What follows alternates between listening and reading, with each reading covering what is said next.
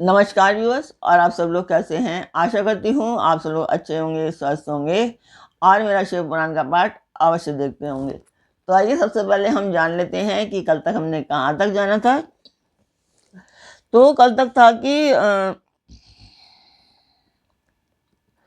एक ग्वालिन थी। ग्वालिन का 5 साल का बेटा था। तो एक दिन वो राजा के महल में गई जहाँ पर शिव की पूजा हो रही थी। तो वहाँ पे उस बच्चे ने सोचा कि मैं भी शिव की पूजा करूं, और वो एक कुछ ईंटें पत्थर लेकर के अपने घर से दूर थोड़ा सा वहाँ पे उसने रख दी और उसकी पूजा करने लगा। तो जब माँ ने आवाज़ दी कि वो खाना खाने के लिए आ जाए, तो वह नहीं आया। माँ ने फिर मार पीट करके उसको लाने लगी, तभी वो आया नहीं, तभी वो नहीं आया और वहीं पे अचेत हो गया। तो जब वो उसको जब और माता वो शिवलिंग को तोड़ वोड़ करके आ गई कि भाई अब तो नहीं करेगा ये काम। तो जब वो अचेत अवस्था में हुआ, जबकि वो उसे होश आया, तब उसने देखा कि वहाँ पर बहुत सुंदर शिव का मंदिर वहाँ पर बना हुआ है। तो कल तक यहाँ तक था। अभी हम इसके आगे चलेंगे। तो आइए मैं आपको बताती चलूँ कि ये एक शुभ कार्य है, मंदिर के लिए है, जैसा मैं हर पाठ में बताती हूँ। और सब आप लोगों को पता ही है। जो लोग नए हैं, मैं उनको बताना, नए दर्शक हैं जो, उनको मैं बताना चाहती हूँ कि ये एक शुभ कार्य है। आप लोग इसमें मेरा सपोर्ट कीजिए। मैंने बताया हुआ है कि बहुत सपोर्ट की मुझे ज़रूरत है। तो सब्सक्राइब कीजिए और शेयर अवश्य कीजिए। अपने परिवार और मित्रगणों से भी सब्सक्राइब एंड शेयर करने के लिए अवश्य कहिए।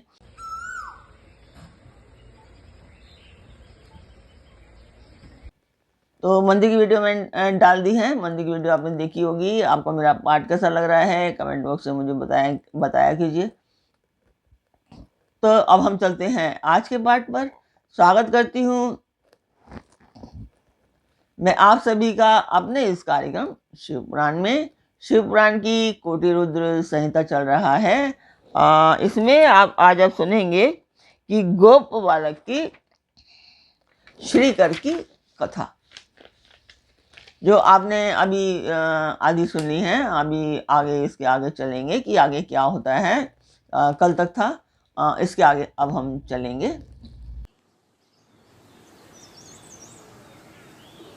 तो यहाँ पर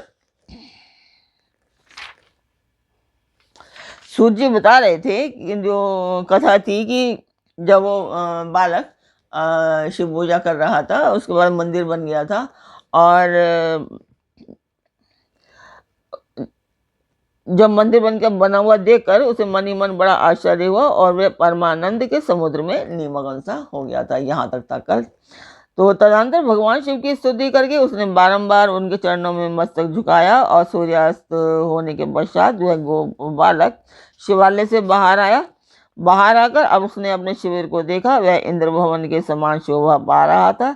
वहां सब कुछ तत्काल सुवर्णमय होकर विचित्र एवं परम उज्जवल वैभव से प्रकाशित होने लगा। फिर वह उस मंदिर भवन के भीतर गया जो सब प्रकार की शोभाओं से संपन्न था। उस भवन में सर्वत्र मणि रत्न और सुवर्ण ही जड़े हुए थे। प्रदोष काल में सानंद भीतर प्रवेश करके बालक ने देखा कि उसकी माँ दिव्य लक्षणों से लक्षित हो एक सुंदर पलंग पर सो रही है। रत्न में अलंकारों से उसके सभी अंग उद्दीप्त हो रहे हैं। वह साक्षात देवांगना के समान दिखाई देती है। मुख से विवल हुए उस बालक ने अपनी माता को बड़े वेग से उठाया। वह भगवान शिव की कृपा पात्र हो चुकी थी। ग्वालिन ने उठकर देखा, सब कुछ अपूर्व सा हो गया था। उसने महान आनंद में निमग्न हो अपने बेटे को छाती से लगा लिया। पुत्र के मुख से गिरिजापति के कृपा प्रसाद का वह सारा वृतांत सुनकर ग्वालिन ने राजा को सूचना दी, जो निरंतर भगवान शिव के भजन में लगे रहते थे। राजा अपना नियम पूरा करके रात में सहसा वहां आए और ग्वालिन के पुत्र का वह प्रभाव जो शंकर जी को संतुष्ट करने वाला था, वो उन्होंने देखा। मंत्रियों और पुरोहितों सहित राजा चंद्रसेन वह सब कुछ देख परमानंद के समुद्र में डूब गए और नेत्रों से प्रेम के आंसू बहाते तथा प्रसन्नता पूर्वक शिव के नाम का कीर्तन करते हुए उन्होंने वह बालक को हृदय से लगा लिया। ब्राह्मणों, उस समय वहां बड़ा भारी उत्सव होने लगा। सब लोग आनंद विभोर हो महेश्वर के नाम और यश का कीर्तन करने लगे। इस प्रकार शिव का वह अद्भुत महात्म्य देखने से पूर्ववासियों को बड़ा आश्चर्य हुआ और इसी की चर्चा में वह सारी रात एक क्षण के समान व्यतीत हो गई। युद्ध के लिए नगर को चारों ओर से घेर कर खड़े हुए राजाओं ने भी प्रातःकाल अपने गुप्तचरों से मुख से वह सारा अद्भुत चरित्र सुना।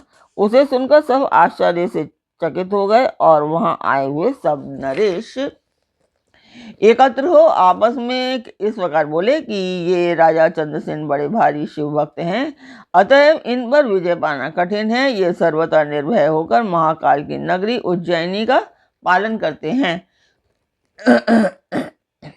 जिसके पुरी के बालक भी ऐसे शिव भक्त हैं, वे राजा चंद्रसेन तो महान शिव भक्त हैं ही। इनके साथ विरोध करने से निश्चय ही भगवान शिव क्रोध करेंगे और उनके क्रोध से हम सब नष्ट हो जाएंगे। अतः इन नरेश के साथ हमें मेल मिलाप करना चाहिए। ऐसा होने पर महेश्वर हम पर बड़ी कृपा करेंगे। तो सूत जी कहते हैं यहाँ कि ब्राह्मणों, ऐसा निश्चय करके शुद्ध हृदय वाले उन सब भूपालों ने हथियार डाल दिए। उनके मन से वैर भाव निकल गया। वे सभी राजा अत्यंत प्रसन्न हो चंद्रसेन की अनुमति ले महाकाल की उस रमणीय नगरी के भीतर गए।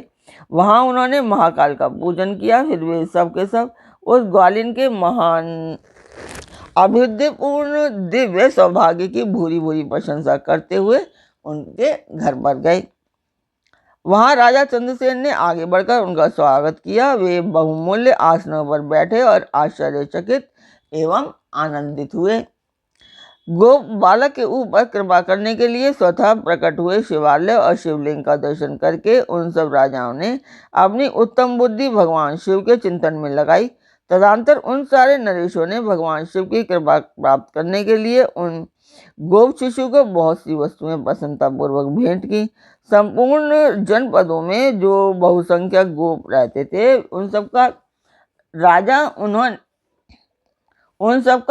उन्होंने उसी बालक को बना दिया। इसी समय समस्त देवताओं से पूजित परम तेजस्वी वानर राज हनुमान जी वहां प्रकट हुए। उनके आते ही सब राजा बड़े वेग से उठकर खड़े हो गए। उन सब ने भक्तिभाव से विनम्र होकर उन्हें मस्तक झुकाया।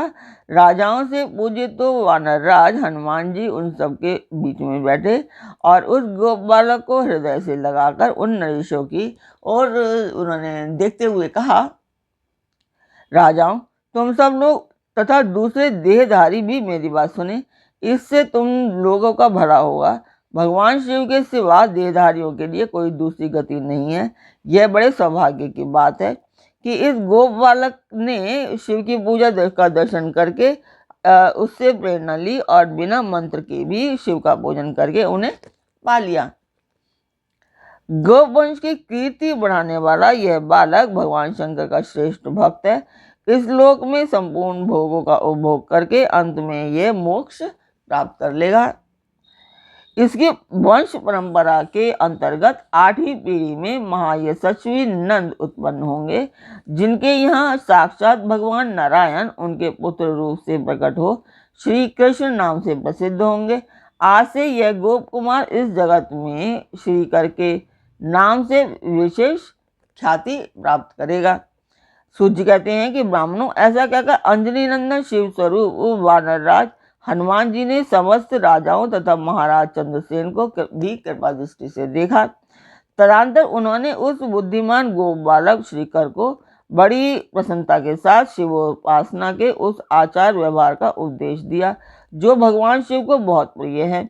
इसके बाद परम प्रसन्न हुए हनुमान जी चंद्रसेन और श्रीकर से विदा लेकर उन सब राजाओं के देखते देखते वहीं अंतर्ध्यान हो गए। वे सब राजा हर्ष में भरकर सम्मानित हो महाराजा चंद्रसेन की आज्ञा ले जैसे आए थे वो वैसे ही लौट गए। महातेजस्वी श्रीकर ने भी हनुमान जी का उपदेश पाकर धर्मज्ञ ब्राह्मणों के साथ शंकर जी की उपासना करने लगा। महाराज चंद्रसेन और गोप बालक श्रीकर दोनों की बड़ी प्रसन्नता के साथ महाकाल की सेवा करते थे। उन्हीं की आराधना करके उन दोनों ने परम पद प्राप्त कर लिया। इस प्रकार महाकाल नामक शिवलिंग सत्पुरुषों का आश्रय है। भक्त वत्सल शंकर दुष्ट पुरुषों का सर्वथा हनन करने वाले हैं। यह परम पवित्र रहस्यमय आख्यान कहा गया है जो सब प्रकार का सुख देने वाला है। यह शिव भक्ति को बढ़ाने तथा स्वर्ग की प्राप्ति कराने वाला है।